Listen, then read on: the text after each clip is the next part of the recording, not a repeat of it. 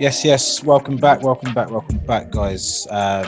So we'll call this the second part of the relationship podcast, and I have a feeling that this will not be the only podcast that we have on relationships, but I think this was needed for season two. Just a reminder, as I said at the start, if you look at the description of this episode or any other episode, whether you're looking at it on Spotify, iTunes, or Apple Podcasts, YouTube, there are links to all our social media platforms. So please like, share, subscribe, spread the word because it's needed, especially in these times. So just to recap what we spoke about in part one, we were talking about our good and bad traits, some of our learned examples or experiences that kind of gave us a foundation of relationships, what we as men bring to the table, and also what are the key things that we want from our partners. So for this section, this is going to be more open. We're going to gravitate from just speaking about us, and we're going to bring other factors and dynamics into it. So I'm going to speak to Kay first and foremost, because in part one, I deliberately clipped his wings a few times when he was talking about a certain aspect of relationships, because our minds go so quick in these podcasts that we already preempt what's going to come. So my first question, and then it will be open for the rest of the floor. But Kay, you'll be the honorary person first. Is a relationship a business deal or contract? Simply, yes, it is a business deal and a contract. Why? I shall explain. According to Cambridge Dictionary, contract is a legal document that states and explains a formal agreement between two different people or groups, or the agreement itself. So it's two people coming together, and they must their agreement must match up, and they must agree to be in a partnership in order to move forward. If the agreement isn't met, then guess what? That contract doesn't get written up and it doesn't get signed. Yeah. So that is the first aspect. The second aspect is, what is a relationship for?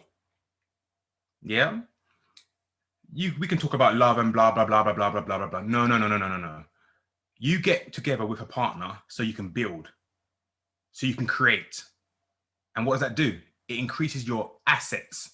That's also another part of business. Acquiring assets. What's the biggest asset you can get? It's not a house, it's not a car, it's not jewelry, it's children. That is the biggest asset of your relationship. Now, when you get that asset, what do you need to do to that asset? Well, you want more coming back than what you give. That's called an investment. So what do parents do to their children?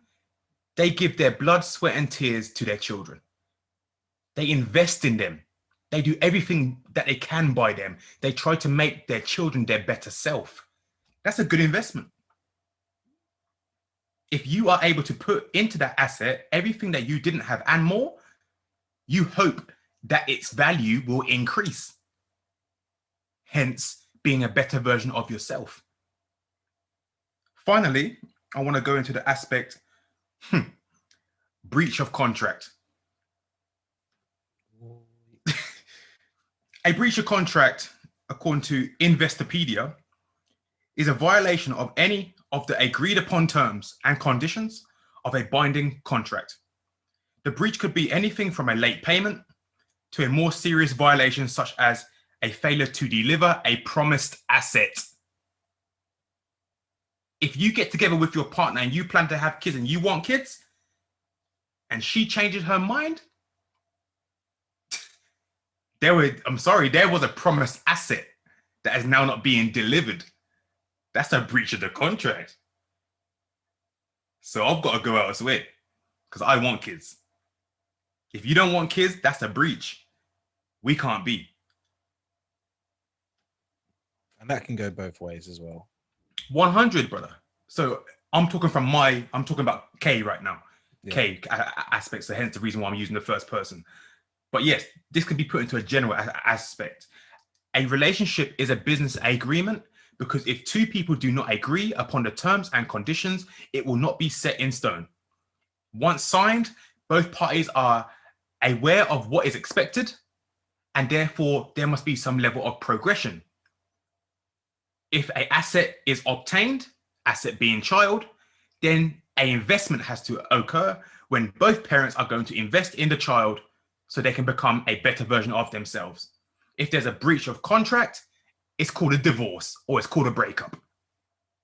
Quite simple, really. For me, I think a lot of people will. I don't think business deal, and even though I asked a question or breach of contract, I don't think those words would sit well with many people. But I think the concept of it, you can't deny, even without children involved in this equation, a relationship, there is a communication, like we've said before, in terms of what we expect or what we bring to the table. They're negotiations, aren't they? What happens in business? You negotiate. Okay, that term, yeah, I'm happy with that term. Are you happy with this term? Why are you doing it? Because you're okay, you've agreed terms. Then what do most people do? They move in together. Okay, we're going to buy this sofa, we're going to buy this wallpaper. You're always making decisions and agreements based on kind of the original terms that you're compatible with each other. And you, whether you buy a house or rent a house, you're making investments to build a home. And whether it not be the primary asset, a home or relationship, little things within that are assets that you are investing in. So I can't disagree with anything that you've said. Does anyone have a difference of opinion on that, or a different view on? I just want to quickly throw in as well. If you don't believe you're in a business deal, if you're married especially, what happens in a divorce? Is it just you two split up and you go separate ways, or are assets split? I hear.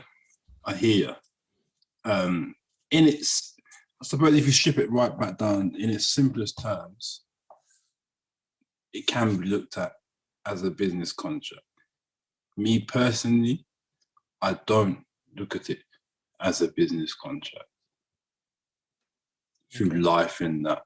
Not, I suppose I do and I don't. It's not something that I'm discussing with my partner that this is our contract, these are our terms, sign here. Do you know what I mean? It's that communication, it's that learning, it's that journey that we will go on. Because I'll throw it back to you, Kate. Within that contract, if you deem it to be a contract as it is, is there opportunity to change the terms within the contract? Well, of course, every contract is solid unless both parties agree to change that. And that can be daily, it can be monthly, it can be yearly, it can be if circumstances change. So of course, it's not set in stone when I say contract. I use the analogy to say there has to be an agreement between both parties. Mm-hmm. Yeah. And for example, every single one of you lot who are in a relationship here, if your partner started sniffing coke daily, good night. Oh, what? Is that a breach? 100%. There's lines, which means everyone has the pun. Everyone has a code of conduct and everyone has a business agreement. There's certain aspects I can take and that I will try to work with you and that I will look past. There's certain aspects that you're not crossing that line. If you cross that line, there's the door, or I'm walking out that door. And that's and guess what? Love doesn't come into it. What do they call that, by the way, when that happens? What's that? When what happens, sorry? When something happens that you don't agree with. In what sense? In a relationship? Yeah. Or what do they call that? A disagreement? No. Well, I don't think... Deal breaker. What do they call it? Deal breaker. Deal? Yeah. No, that's not for me. That's a deal breaker for me. Yeah? Deal. There you go. And when I give the business analogy of investment, assets, contractual agreement, code of conduct, terms of conditions, breach of contract, it might sound very blunt and very harsh, but really think about, this is to the listeners too, really think about your own relationship. There's terms and conditions to it. Whether you're going to admit it or I'm not, there's terms and conditions. If certain aspects aren't met, it might be within the first month, you can't do it. Or you might hold out, hoping that things are going to change. Yeah. But still, eventually, you're going to get to your line. And that line is, as much as it's going to hurt me, I have to walk away from this because it's too much. The one term that you used today that kind of really rings true to me is code of conduct. Not only do I see that term in the workplace, but also whether it's actually said, there is a code of conduct. Like even within my relationship, and my partner would agree, just based on a lot of the conversations that we've had, and probably in that I've had with many people. To be fair, I as my partner, you are a representation of me, whether I'm with you on the street or not. So an expectancy, and this might not be for everyone's different, but for my expectancy is that there's certain things that can't run when you're walking on the street or if you're out in public. There's certain things that are cool. And that's a code of conduct because you're representing me. So if you're walking along the street and every 5 minutes you're effing and blinding, or you carry yourself in a certain way, or you're out every weekend and doing this, that, and whatnot, you're representing me, and people are going to come back to say, well, isn't that M's girl? So why's she doing this? Why's she doing that? Or why's she speaking like that? Or why's she turning up to the school looking like? We have these conversations. We've had these conversations, not necessarily about what I've just mentioned, but we've had conversations about, especially in the formative moments of the relationship, in terms of, okay, because you're still learning, you're still at that stage where you're learning about each other. Actually, nah, that's not how things run. It's not being a dictator. It's just saying this is what I can't accept that. So when you say code of conduct, there's a certain code that we I think we're in a place where we both kind of understand each other in terms of, even if I'm not there or even if she's not there, we know how to kind of operate and we know how we'd respond on most things. So whether the words are the right words to use or not, I can't deny that there's a lot of agreements and deals and code of conducts that come into place in a relationship. Anyone else? Now, it may sound harsh the way Kay put it, but here's the thing. Let's look at outcomes. Yeah. Every relationship we've all been in ourselves that has failed, why did it fail? Was there terms and conditions at the start? There you go. Was there communication at the start? Because communication that just doesn't start in a relationship. Communication starts by saying, okay, listen, I'm interested in you, right? I see potential in terms of relationship wise. How about you? Yeah, I'm interested in you too. Okay, let's build. What are you like? What am I like? What are your pet peeves? What are mine? What are your strengths? What are your weaknesses? Are we having these conversations? And I would like to think you will find 95% of the time, the relationship we've gone in without having these conversations up front have failed. Because we were still infatuated by each other. We were still in this last moment where it's just physical. But actually, if you take a step back and have a conversation and say, okay, yeah, I see the physicality, I'm interested. However, because I want this as a long haul, I want to know more about you.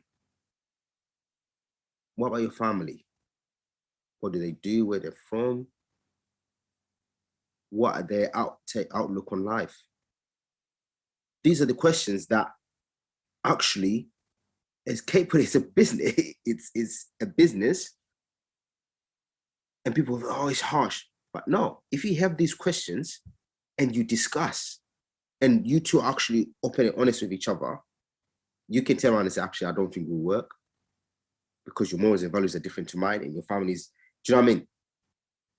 And then you can turn around and say, actually, I think we've got a good chance here because what you believe in is what I believe in. Or I'm open to that. I didn't know that. Okay, it's worth a shout. Let me think about that. What are you doing when you're doing that?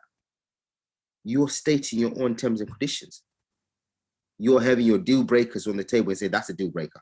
That's not. That's a red flag. That's not for you. Because a red flag for me is not a red flag for everyone else that's sitting on this table. So that person that's talking to me could work with Jay, but with me, couldn't.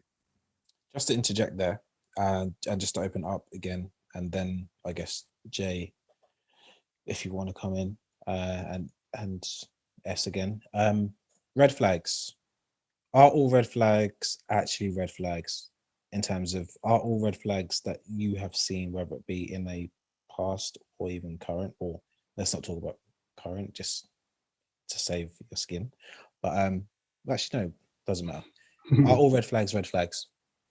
So if you see something that in your brain is a red flag, have you always acted on it, and has it always been a deal breaker? For me, no. Not every red flag is a red flag, but every red flag is a learning on both parties.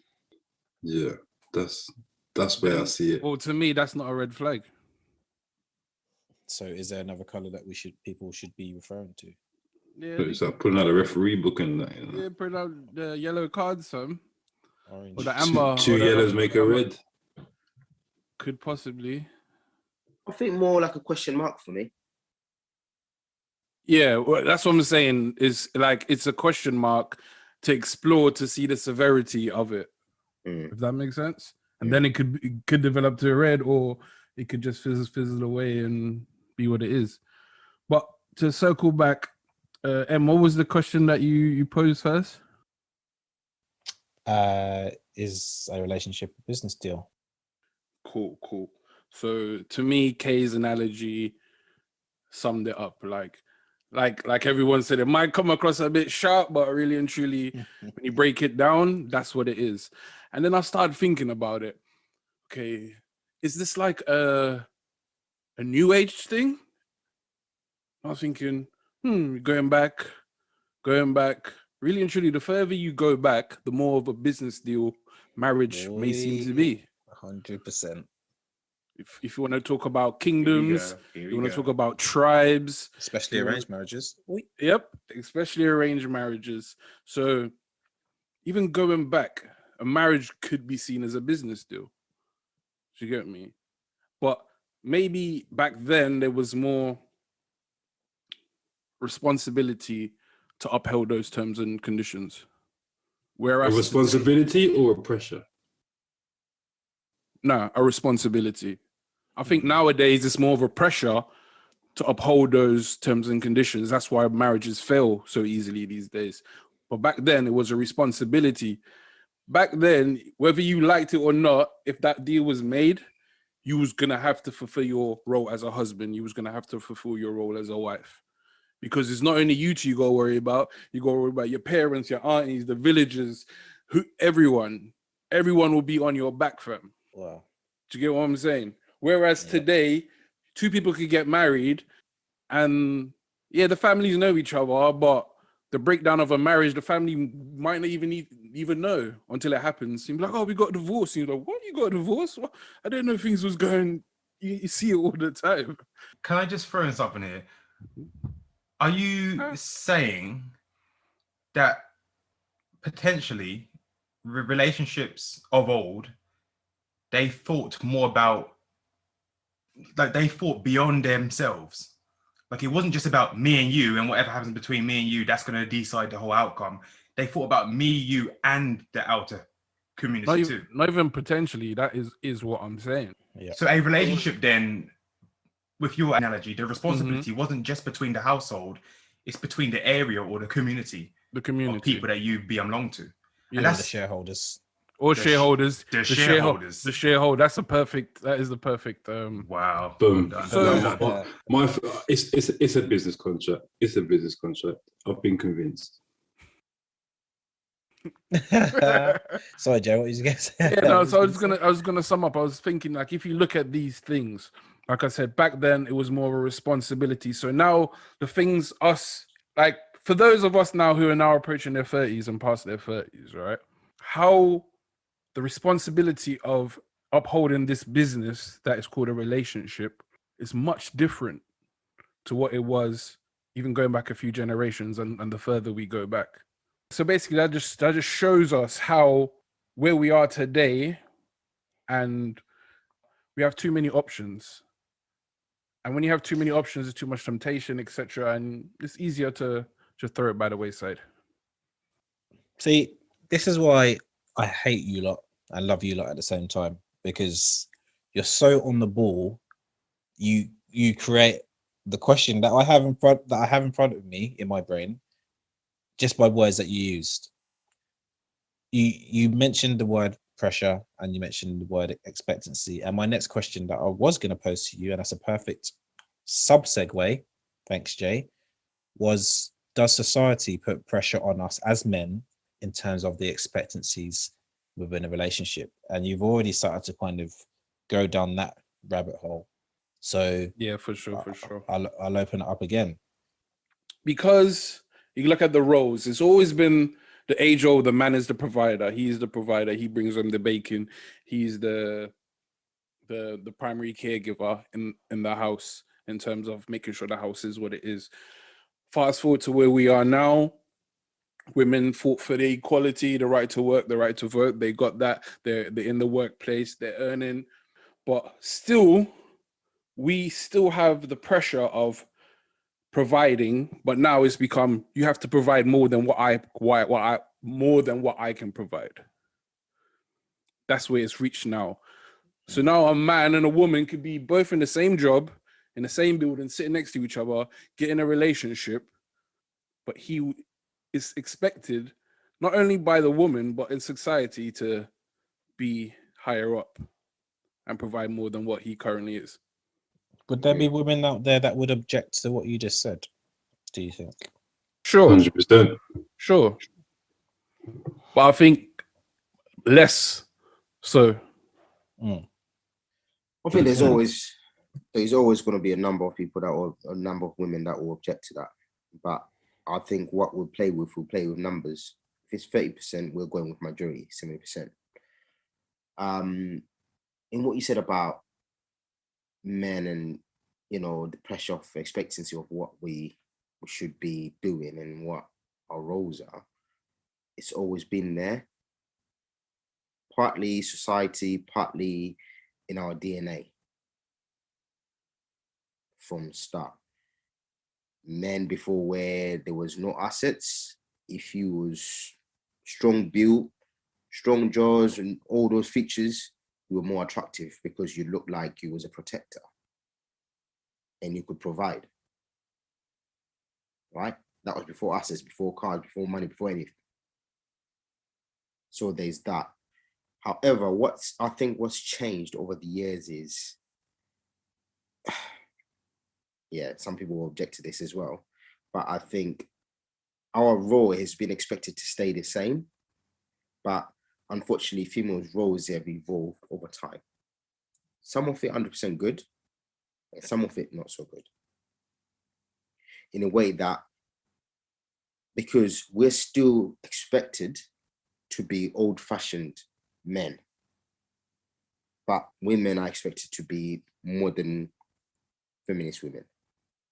So how does that work? Yeah, there's an immediate disconnect there, isn't there? Exactly. Then that's where I'm coming from with that. So there are changes that were good, of course, but where things are going now, the pressure is mounting more on men because I'm still expected to fulfill my role, to pay for the first date when we go out, to do this and that, to jump over hoops and to bring this to the table. And then when you ask your counterpart, what do you bring to the table? Oh, I bring me. Me is enough. So I'm expected to be old-fashioned, provider, work, come home late, no food on the table. Nothing there for me. it doesn't work. That's why there's more pressure. I think the pressure was good from the start because everyone was playing their roles. So I knew all I need to concentrate on was to provide. And my other half knew all I need to concentrate on is to look after the family, make sure that side is taken care of. And then we're both come in the middle and do what little bits and pieces that we need to do together. But normally we had our main roles. But that's not the case anymore. And what you said there, T, is big in the game, because I think in terms of perspective taken, them roles that you just explained there, I think that stings in certain people's ears. Like when they hear I go out to work and bring in the money and bring in the bread, and you're at home looking after the home, looking after the children, I think that stings certain people when they hear that. I'm not saying it's right or wrong. I'm just saying I think it stings their very spirit, because what they hear is that home role is negative. But it can also be swapped. I hear what you're saying, Kay, and to just make that clear, the thing is, if that role was swapped, right? Okay, you go and bring in the money then. I'll stay at home and play role. Would we have the same outcome in that relationship? Would that relationship function? And there is some stay-at-home fathers, and It's a good question. I would definitely want to give homage to that as well. But I believe the aspect that I'm coming forward with is that it's not negative. Because you have a different role within a unit, it's not negative. I believe something was said at some point, like not everyone's a striker. Not everyone can have that glory of scoring that goal. There's defenders. Well, guess what? Without defense, the offense can't play their role. 100. And you don't really know who the defenders are as much as the top scorers, because everyone cares about who's scoring. Well, guess what? The strikers in that team know that without everyone else, they can't function. It's the same as an army. There's a general, top down, controls everything, sends their troops here, there, everywhere. Well, guess what? Without his strategists, without resources, without the ground troopers willing to put their lives up, the general is just a single person wearing stripes who cannot defend their country. So just because you're at the top, it doesn't mean that the role of people who you are working with or in control of are less than. In fact, the people under are more vital, because without them, nothing works. If the top person messes up, if the general gets killed, well, he gets replaced by the person who was under him. But if the ground workers go, that's it. So it's not a negative to be in a role that is different. It's not a lesser to be in. In fact, I think those that look after their own home and look after the kids are more valuable than the person who goes out and is the breadwinner.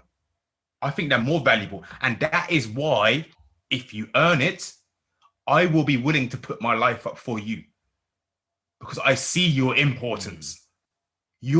I have judged, if you are my woman and you have my kids, my life is worth less than yours. As a man, my life is worth less than the kids. My life is worth less than my woman. And the dog. And if I'm louder dog, bro, the dog can get out, bro. Like, I ain't, nah, bro. Yeah, but you understand what I'm saying, though? Like, the difference in role is not about you are less than me, you're under me, you're beneath me, you do as I say. No, it's important. We are a unit. And as a unit, it's not about, well, I want to be at. This is my analogy of kingdom. I gave it, I can't remember what episode it was, but I gave a kingdom analogy. And the reason why the kingdom of black people don't work is because we all want to sit on the throne. No one wants to be the sweeper. I'm happy to be the sweeper. Give me the sewer job. If one of you, man, let T sit on the throne for a year straight, I'll be the street sweeper if it means our kingdom stands. Because that's the first impression. When people walk to our kingdom, is it clean? You're going to see and smell it first. That's my job. That's my job. And T being the ruler will know that I need my resources. I need a work team. I need to feel I need to make sure that I'm healthy, because if I get ill, then I can't do my role. He needs to make sure that I'm fed. He needs to make sure I'm protected. Because if something happens to me, I can't fulfill the role. Then the streets get dirty. Then you get disease. And then before you know it, the kingdom falls. Don't think because you have a different role that it's lesser. Yeah. And that's Also, the thing. sorry, can I just jump in there quickly? Yeah. Something when Kay was just saying is something just struck me about family as well. To maintain that family unit, we need this. Because guess what? When we were both fighting over who's doing that, who's looking after the kids? Who's looking out for the kids? You beat me. Sorry. I just thought there's a reason why we're always one step away from. It's because there's no lookout. There's no someone watching over us as kids. Because our parents, now we're parents also, our kids, no one will be watching over them because we're too busy trying to fight for this role that we think is the most important one. And then we're leaving the door open for the enemy to creep in. So let's think about it from that. It's not even about the enemy to creep in. Like I've sat here and listened to you all talking about this, answering this question. Whereas T, you brought it straight back. When you're leaving that door open, we've all sat here and spoke about our roles and what we need to do and how we need to sometimes take a knee and do a different role, and it's not a lesser, which is all factual, yeah. But as T just said, when you leave the door open, bring it back to the question now, does society tell you these things? So when you leave that door open, that's when society or the system, they'll look over your kids, because your neighbor will be hearing your tussle to be top dog in the house, or this role or that role, and the kids will be affected by that. But then your neighbor will pick up on that, and the next thing you know, you've got the society at your door. You got society bringing you into to school multi-agency meetings at school because your child's coming in saying X, Y, and Z. You know. Yeah. But that's where it is. That's the society part of it. The society is always willing to make you that one step away from, because you ain't got your house and all that.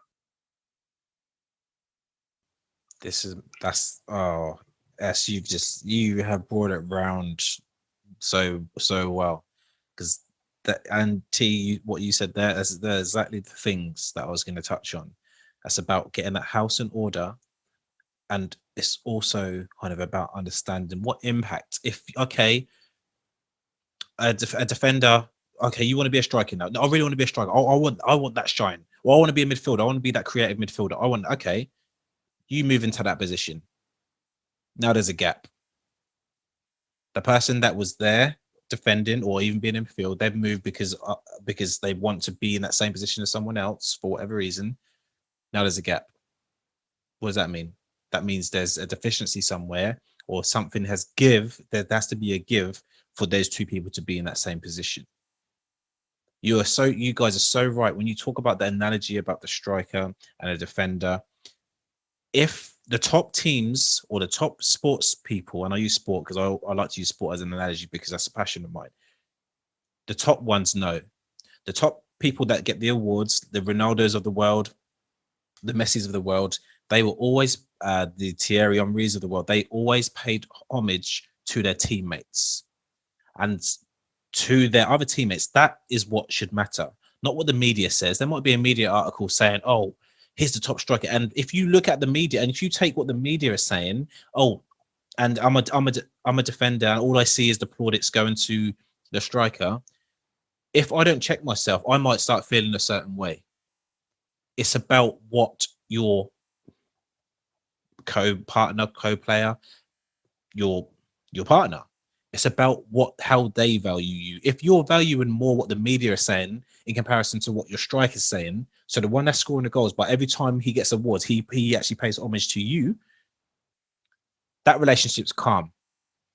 But if you, in the relationship, whether you're the defender or midfielder or striker, if you're worrying more about what the media Or let's bring it real, let's make it even more real. If you're more worried about what your friends or family are saying or what they think about the relationship rather than what your partner thinks about the relationship, then you're not going to be a successful team, aka you're not going to be a successful partnership.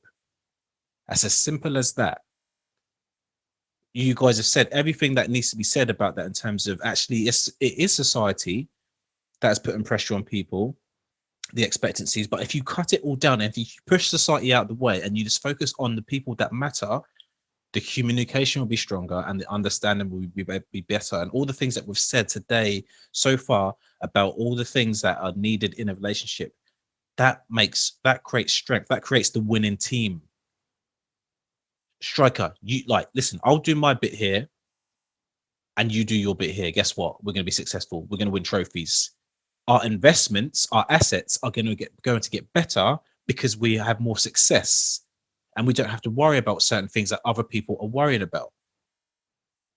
So the words that we use sometimes, like top or striker or sweeper, like a lot of people will think, oh, well, I don't want to be this way. It's look beyond the actual word and look beyond and look at the context of how we're trying to say it.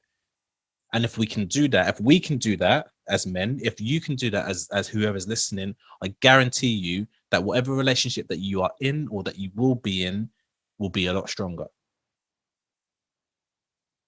Boys, honestly, thank you for that, because jeez, it actually kind of just blows that question up really. When you elaborate how you guys have elaborated, society shouldn't really dictate how we go. Yes, there's going to be influences, but if you have that strong mindset, you can bounce around and you can kind of navigate from the social norms. And you know what? I guess that speaks to my new age versus old age. That is the major difference. Whereas I feel back then society was more pro relationships in terms of how to carry yourself, terms and conditions, code of conduct, etc. Whereas today it's more loose. So people are now pressured to work even harder. Yep.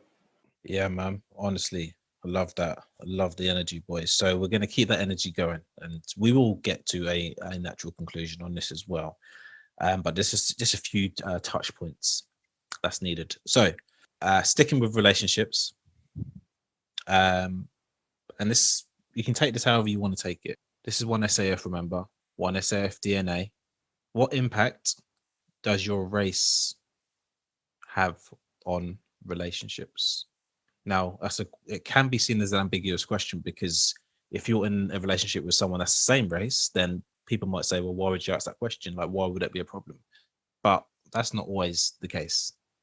So I'm just going to go stick to that same questions format and see how we take it.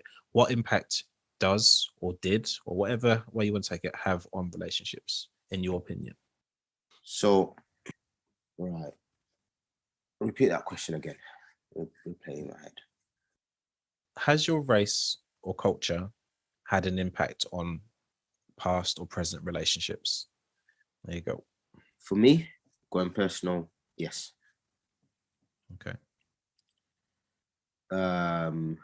Race-wise, dating someone outside my race had an impact before. Also dating someone within my race but of different culture also had an impact, in terms of, I go back to me on morals and values. If we don't have the same morals and values because of difference in culture, it does impact us a lot, because there's a disconnect to start with. And like we've discussed about roles and stuff like that, if you don't understand what I mean by that, and if you're the one that gets easily offended by playing that role and hearing that word sting you, you're looking at the bigger picture, it impacts us. In terms of race, impacts come normally from outside. in the society. Yeah. Whether it be you're going to a nice restaurant with just the two of you and you notice the looks you get as soon as that door's open, or it's a family function and you have to tiptoe around other relatives, or you get that pep talk of, oh, so and so is not really comfortable with, your race. That can also have an impact, especially when you're thinking long term, because you're thinking, I want to be comfortable around your people. I want you to be comfortable around my people. And if we're not, it's not going to work. Because I strongly believe about what I believe about marriage is you marry into the family. You're not marrying just one person, you're marrying the family. That's what I believe in, which means I've got to get along. Because your family, guess what, are going to support me when you turn around and say, I'm done with him. Your family are going to turn around and say, listen, he's a good guy. You can work it out. And vice versa. My family turn around and say, you're being an idiot. She's a good girl. Stick it in there. That's Okay. big. Nice. So, has the race and culture impacted previous relationships that I've been involved with? Now, yes, I've only been with Black females, Black women in my adult life. Now, that has impacted on a level, whereas I explained previously what I bring to the table being pain. Now, as a man with one step away from DNA, that's innate. That comes with the territory, especially within this society, as we previously spoke about. Now, there's also a parallel factor that is also experiencing this pain with one step away from DNA. And that's called the Black woman. Now, if I know how much pressure and if I know how terrible the experience is for us, it has an impact on her too. And with my experience, it has caused a lot of clashes, because the Black woman has to, by force, fulfill both roles. Now, if we talk about what we take on from our ancestors and what we learn from our parents, who learned from their parents, who learned from their parents, that pain is passed on. And I've seen that pain within Black women who I've been with. And I've seen that pain reflected upon me. I am the person that they feel needs to be dealt with. And this is in a relationship which is supposed to be loving, especially when it comes to crisis situations, especially when it comes to disagreements. There's certain words and phrases that are thrown out that can be very hurtful when it comes from your own. And that can end a relationship. There's also an aspect of culture too. The culture being, as a man from one step away from DNA, I believe that we have less chance in a relationship with someone of the same race and culture. I believe that we are stereotyped. I believe there's an expectancy to fail. I believe there's an expectancy to be less masculine or more masculine, to be the bad boy. And it's, for my experience, has ended some relationships as part of a obviously wider picture. But yes, culture and race has been a factor in my relationships. Thank you. Boom. Yeah. Yep. The thing is, that question's kind of deep because you want to answer the why as well, to if it has or not. But for me, yes, it has. Both positive and Why? you see that's a whole another spew. But quickly to wrap it up, yes, both positive and negative. Some negatives, obviously, the person that you're with is of another race, and her parents don't like Black people. You hear the odd racist comment from the old nanny or something, or sometimes where it's positive but it's negative. It's like, she brought home a black guy, and everyone's like, oh, hey, black man, how are you? Yeah, I like reggae. I like reggae, Wow. UB40 and Wow. etc. etc. Oh, where you from? The Caribbean, Jamaica? Yeah. Just, you get what I'm saying. Then, in the same hand, I've been with someone of a different race and met like their brothers or whatever, and it's been totally fine. Do you know what I'm saying? Well, to me, on the outside, it seems totally fine, like how they receive me, how they treat me, etc. etc. So yes, race definitely plays a part in relationship, either with the same or if it was different. Regardless, it's always going to play a part. Yeah. Just from my experience, and I'll bring you in as well.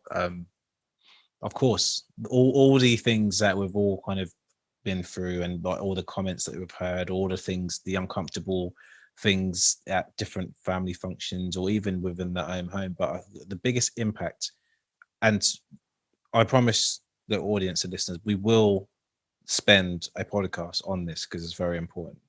But just to summarize, the biggest impact my race has had, or my culture has had, on a relationship is probably my last one, obviously, that I'm not in, because it involved my children, who took or takes part of my race with them because they're mixed race.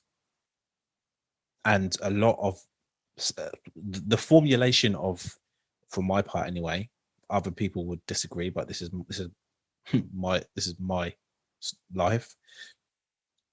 The formulation of not understanding the fact that our children are going to experience some of these one step away from experiences, and we have to kind of act accordingly. There was a breakdown there because there was a lack of understanding. That goes back to what I said at the start: respect and understanding. If you have those, it's a wrap. We're sorted. We're solid. Let's move on. Let's build whatever. That lack of understanding from that part, about understanding that your children have an element of my culture, my race, which means actually you can't do this, or we need to be more proactive in doing that.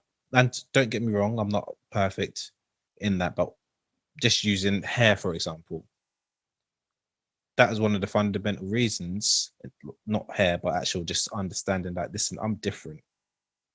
I'm different towards, I'm a different person. Whether I go with you to wherever, whatever, I'm different, and you need to understand that. When I walk into a bar with you, I have to be, it's automatically a different scenario than when you walk in a bar. And for me, that lack of understanding, or want to, actually, I don't think it's a lack of understanding. It's want to accept that this is the truth. I'm not gonna discredit that. I'm not gonna say that there's a lack of understanding. There's a lack of acceptance that actually this is what it is, or I want to hear your side. So for me, that's the biggest impact, or that's an impact that my race has had. But there's a lot of more stories, and I'm sure we'll have time to speak about those in different podcasts. Sorry, S. In a nutshell, yes, it has an impact.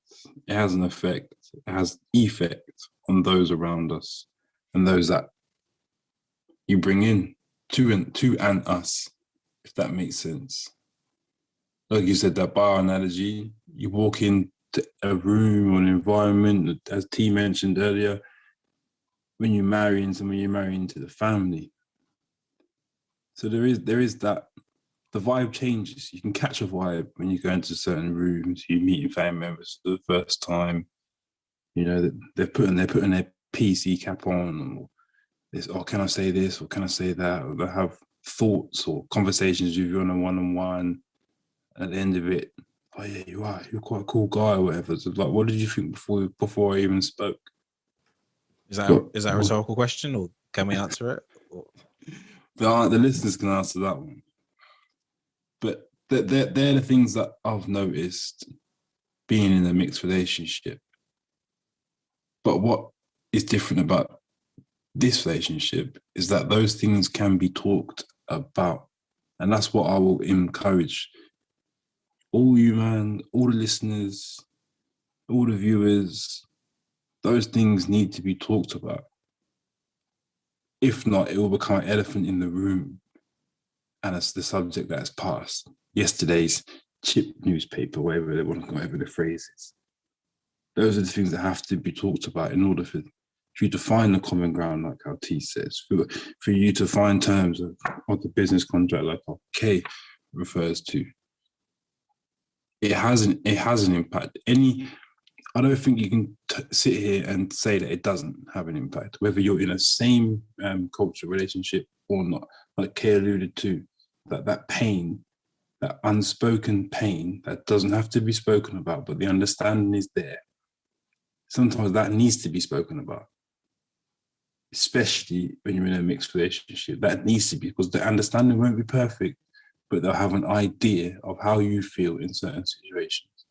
And if that person can try and make those situations feel a bit better, then to me, they're working towards building a strong table. So yeah, it has an effect. Thank you, boys. Can Thank I- you, boys. Can I ask a quick question before we move on that? Yeah. What has more impact? Race, culture, or modern society? I'll jump on that. Race, culture, or modern society, yeah? I'll throw it back at you, yeah? Which one of those three has changed? Jeez. That's a Because throwback, my boy. race and my culture have always been the same. But modern society hasn't. The reason why I asked this question, I'm just going to come out with it straight up. When a relationship fails, like we said before, you reflect, you look at things, and you look at where you could have done different. Whether you dated someone of a different race, you think, okay, let me find someone who, like Kay said, who will have the same understanding, the same pain,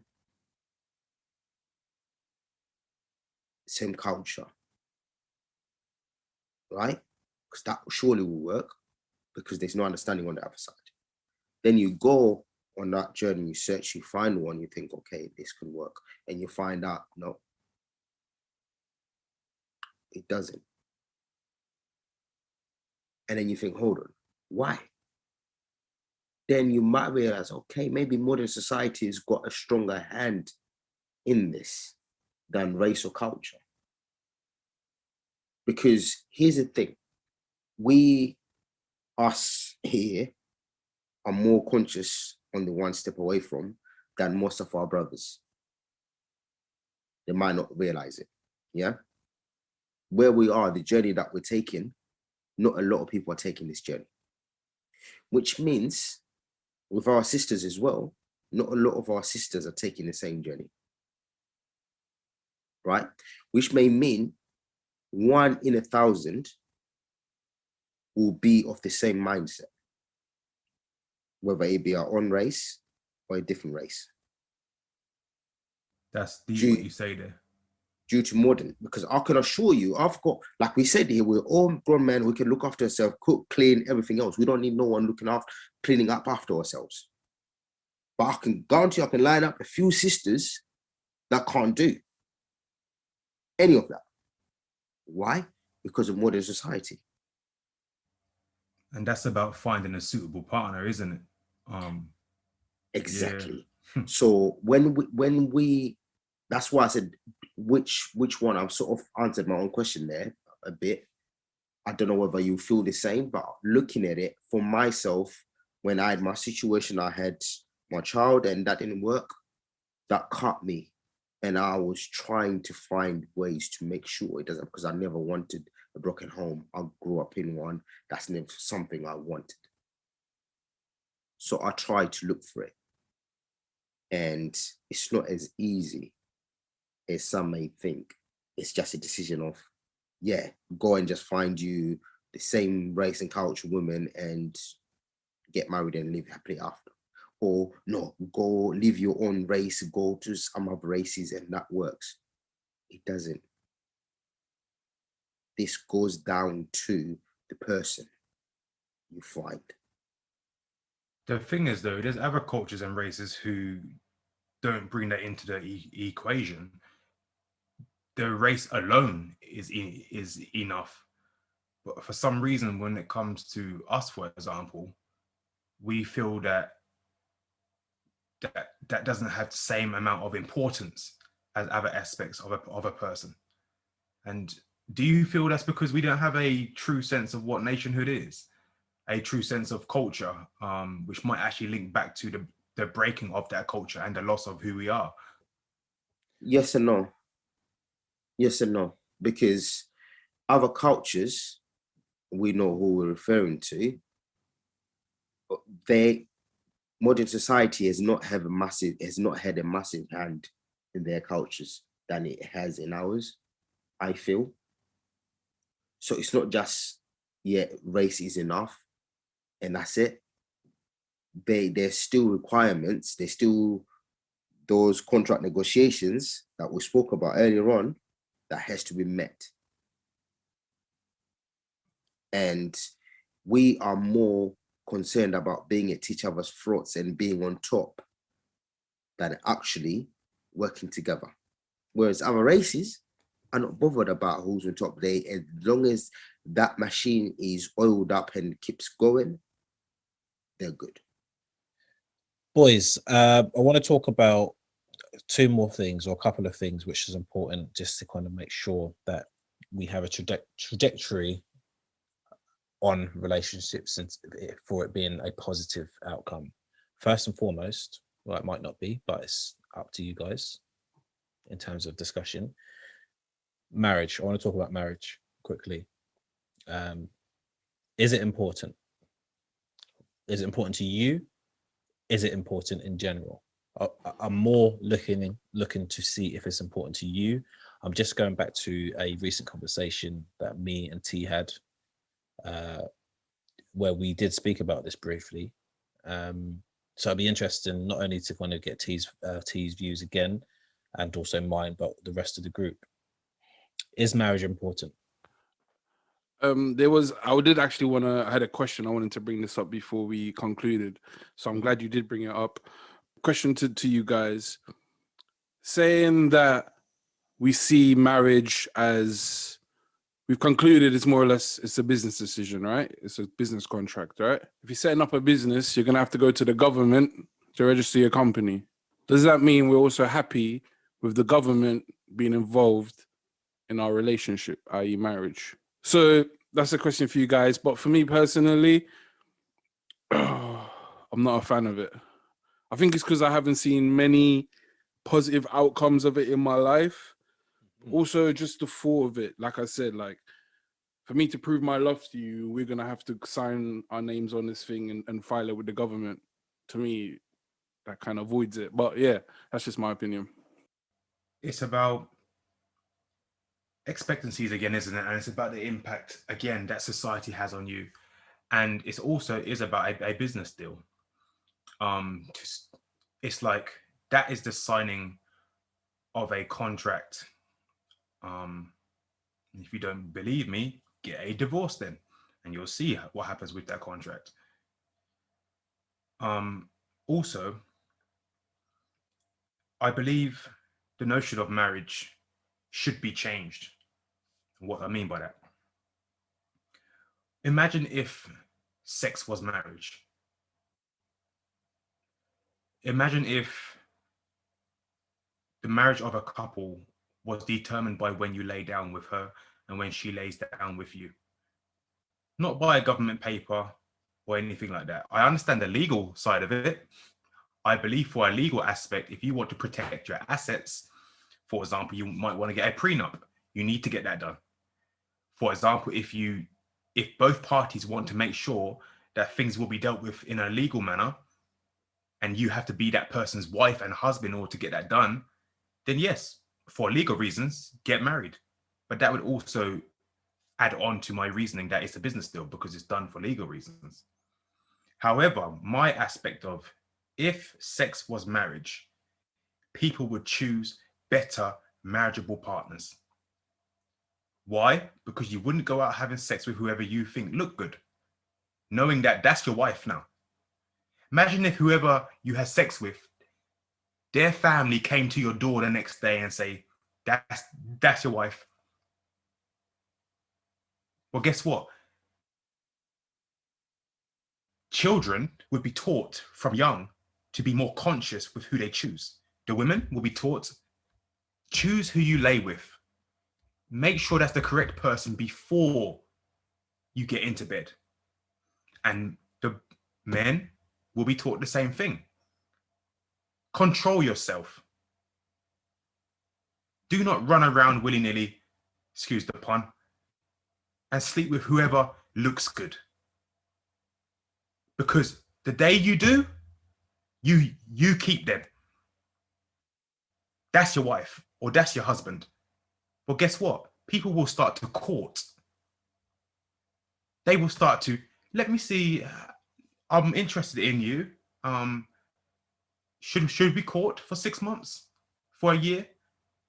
And then if we decide that things are going well and your family gets along with my family and everything's going right, let's lay down.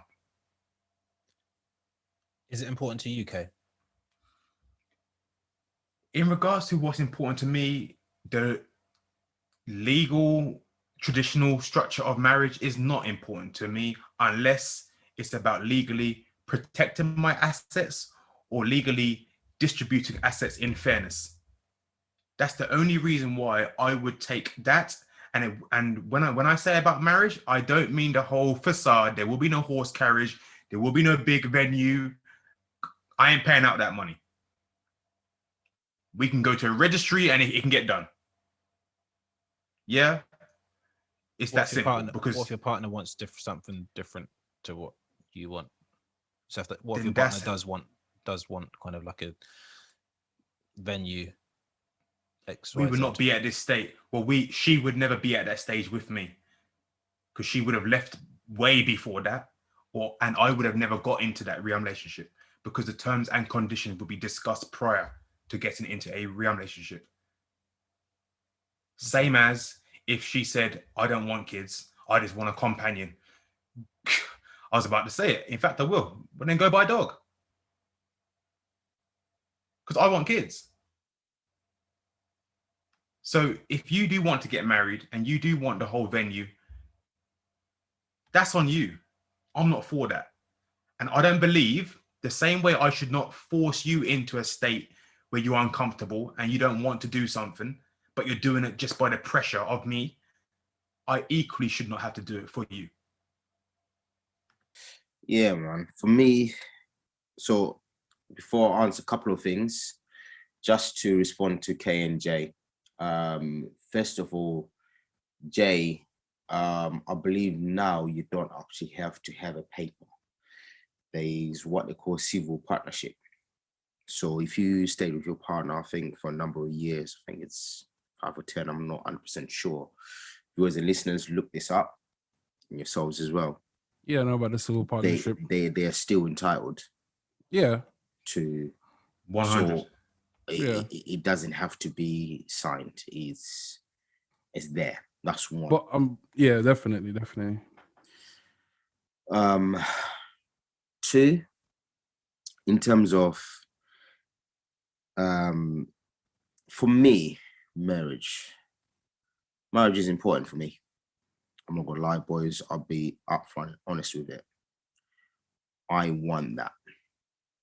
I've always wanted it from a young age. I wanted to get married and I wanted to have one woman to raise my kids. Unfortunately, it didn't work out the first time. I didn't get married, but yeah, I had a child outside marriage. That didn't work out. So it actually spurred me on even more to get married. Why? Because for us to move forward, I want something different to what I've experienced. Is it better? I don't know. I guess we'll find out when we get into it. But for me, I don't want to have the same outcomes as my parents and other people did. right? Apologies. Just to go back to Kay, what you were talking about around, you were absolutely right in what you're saying about if people treated marriage as sex as marriage, it would be completely different, right? But guess what? They used to. That's not a new suggestion. They used to back in the day. Back in the day, it was you had a curfew as a woman, and if you were late for that, that's in my culture. That was. I was about to say what culture was that? Yeah. Yeah, that was in my culture. If you were late on a date, so me and this girl were late, I potentially, she gets home, the parents could turn around and say, go back where you came from. So we're married. End off. That's how people got married. In English culture, it was there as well. A long time ago, where they used to use the word defiled, if I'm not mistaken, where a lady, used to call them ladies back then, if you were seen with a man unsupervised in ungodly hours, it was a done deal. You'd get married. Look it up. So this is not something new. I'm the same cultures. They used to check to make sure, like you get to check the elders and Yep. to check your wife to make sure she's a virgin before Yep. you marry her, because you don't want to not marry a virgin. Right. So these are things that were there before and worked. Some didn't, but majority worked. Right. So those are the two things I just wanted to respond to. Now, back to marriage. For myself, it's important. I know, Ems, we had the conversation the other day. We're back and forth and what we look for and some of the things, sharing ideas. And it's important that we're sitting and having this conversation because we're learning about each other, but also we're sharing ideas. Marriage is not common in our people.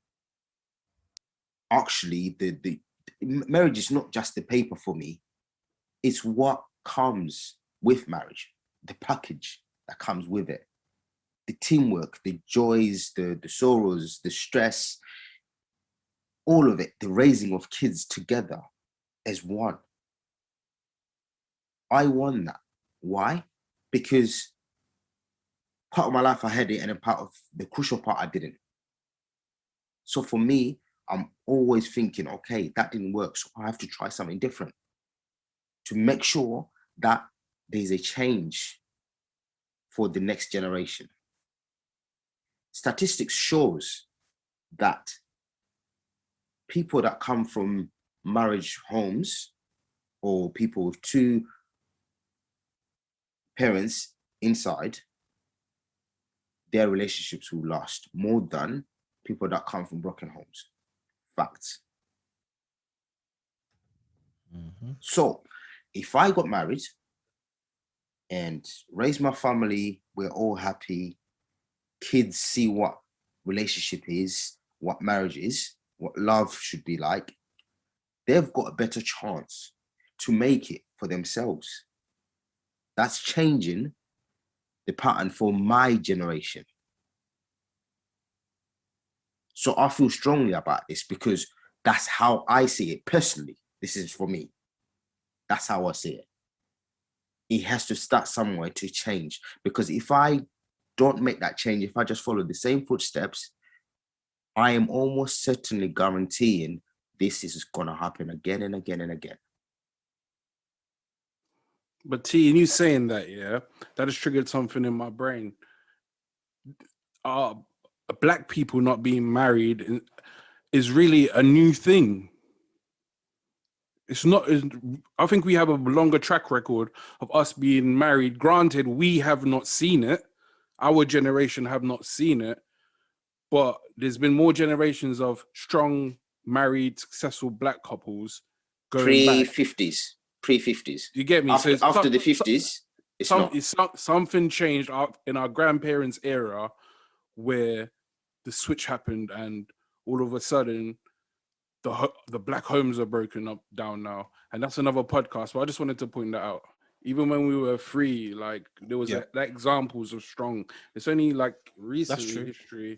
recent history that's even free. Yeah, it's mad. It's mad. I It's agree, no but here's the thing. It's like I said, I'm just giving my reasons why I feel strongly about getting married. Is I saw what a beautiful thing it was for my nan and my granddad when they were married. Of course, it wasn't all rosy every day, but there was a unit, and that unit everyone knew will go to nana and granddad to get advice about relationships, to get advice about this and that. Mhm. So that's a pillar to lean on when times are hard, and somewhere where you can draw strength and say, oh, like my nana and my granddad done it. They've been together 70 years. Yeah. There is something powerful in that because you can see an example in front of you. 100%. I like that. Esther, do you have a thought on the importance, whether it is important or not, marriage for you personally? For me personally, no, it's not important. I think once you're in a relationship, that may change. Your partner may think that is important, but again, about communication. What does marriage change? I suppose you don't know until you get married. It's always going to be living vicariously through someone else's experience who is actually married. So for me, in a nutshell, no, it doesn't matter. But it's not something that I'm against. If it doesn't happen, it doesn't happen. Interesting thoughts from everyone. I have an element of what everyone said, not necessarily just on that question, but how we've spoken today. Yes, it is a relationship is a business deal to a certain extent. Um, yes, we have had generations and generations of people, black people, that have been married, but there has been a gap.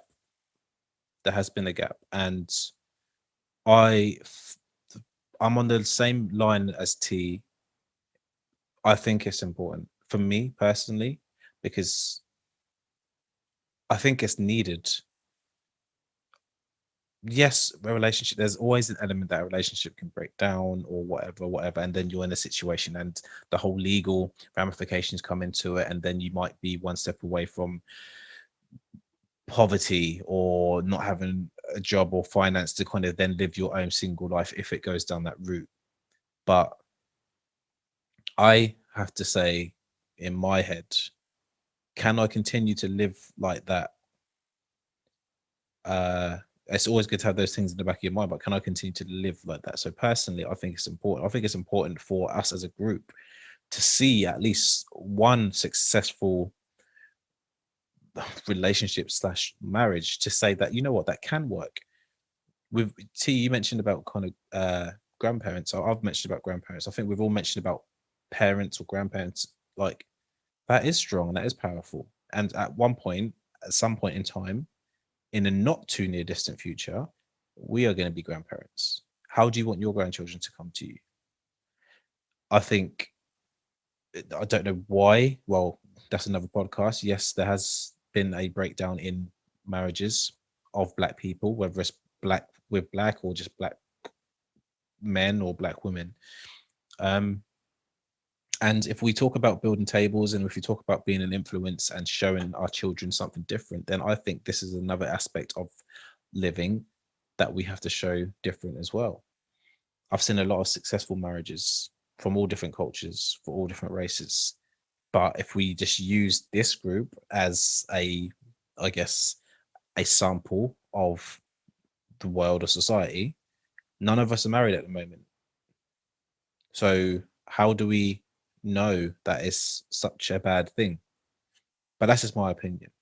The whole kind of big song and dance about it. Look, I want you guys to come and say and see M. I want you guys to get to a point where you go, you know what, M is happy in his relationship because he's made that full commitment and he's Mm, sharing that with us. mm. Oh, there's a large part of me that wants that, because then that kind of not to being influenced, but that's just that's a different perspective that you can look at your boy, your friends, your family. And I want my children to look at in a different perspective, because my perspectives have been the same as a lot of people. So I think part of table building is looking at the successes from other people that are building tables, other communities that are building tables.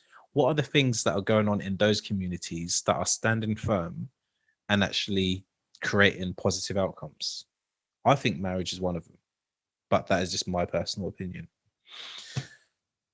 The last question is, and I think I'll leave this question for the viewers, but just with you guys giving me just a one sentence each, and then we'll finally wrap it up. I do appreciate your patience. We have to end it on a how. How do we build, whether it's marriage or not?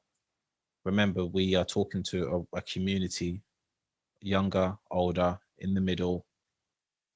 How do we build successful relationships? If I can get like just a brief, short, sharp response from everyone else, and then we can close. How do we do it? How we've spoken about the good traits, the bad traits. We've done self-reflection today. We've also kind of spoken about our expectations of our partners or future partners and stuff like that. How do we bring that all together to make sure that there's success and we're one step away from positive relationships? Because we've all had bad relationships. Let's be real. Well, we can't deny that, or bad experiences in relationships. Well, For me, okay. just remember that the book is never finished. There's always a page to be written on, and you build from there. Understanding who's the driver and when it's your time to take the wheel. Like that. Personal favorite of mine. Personally, I don't know. I don't know Okay. how to build a relationship that is ticking certain boxes and is everlasting. I don't know. I've never been in one, and I think everything is going to be trial and error. For me, talking from experience, it's about knowing yourself first. Demand more for you than you demand of your partner. Mm. Because when you do that, you're giving yourself a chance. Don't ignore red flags. Don't suppress any little feeling that you think something's not right here. Communicate. Yeah. I love that. Thank you, boys. Cheese. I've learned a lot today. I'm not gonna lie. I've learned a lot, and a lot of things that I can take on board as well, which is even better. Um, what you said there, T, about kind of learning. Like for me, my input in that question is learn yourself first. Be 100%. Will be 100 with yourself and know the inner workings of yourself, good and bad, before you share that with someone else, just in case, for the good and the bad. Remember, you're gonna have to bounce back in life sometimes, and the only person that's gonna be looking at you in the mirror, dead on, is yourself. So you need to know who that person is, because if there is a breakdown, whether it be a short term or long term, you still got to deal with yourself. So yeah, there's so many things that we haven't been able to cover today, people. I'm sure that we'll go through them in future podcasts. We've already made a few references, but to the audience, to the viewers, I'm sure you have questions. If not, even just reflecting on what you're hearing. Is love enough? Do past relationships affect current relationships? Is there a right and wrong way to build a successful relationship? They're all questions that I'm sure that we'll come across in the future. But for now, we have to close, and we will be back. As I've said before, follow us in on our social platforms: Twitter, Spotify, Apple Podcasts, YouTube, Instagram. we're there. This is our first kind of interaction on this particular topic. I believe, I know it won't be the last, but I might have a different spin. I've been M, your host today. This has been the 1SAF Boys. We'll catch you soon.